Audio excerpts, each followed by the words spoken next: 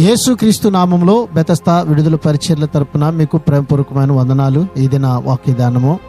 మీ పాపములను ఒకనితోనొకడు ఒప్పుకొండి, మీరు స్వస్థత పొందినట్లు ఒకని కొరకు ఒకరు ప్రార్థన చేయుడి. యాకోబు రాసిన పత్రిక 5వ అధ్యాయం 16వ వచనం. ఎవరో మత గురువు దగ్గర మన పాపాలు ఒప్పుకోవాలని చెప్పడం లేదు, ఒకరితో ఒకరు ఒప్పుకోండి అని అంటూ ఉన్నాడు. సాధారణ విశ్వాసులు ఒకరితో ఒకరు చేసే సహవాసంలో ఇదొక భాగంగా ఉండాలి. ముఖ్యంగా వారిలో ఎవరైనా బలహీనులుగా ఉంటే, అనారోగ్యం అయితే వారి విషయంలో తప్పక ఇది జరగాలి. ఒకరి కొరకు ఒకరు మనసు విప్పి మాట్లాడుకోవాలి. ప్రేమ, సానుభూతి, పరస్పరం అంగీకారం ఉంటేనే ఇవి అన్ని కూడా సాధ్యమవుతాయి. ప్రార్థన.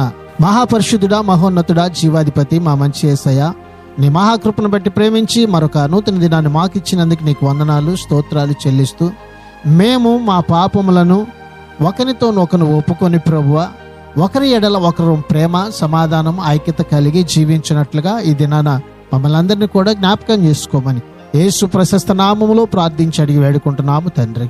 ఆమెన్.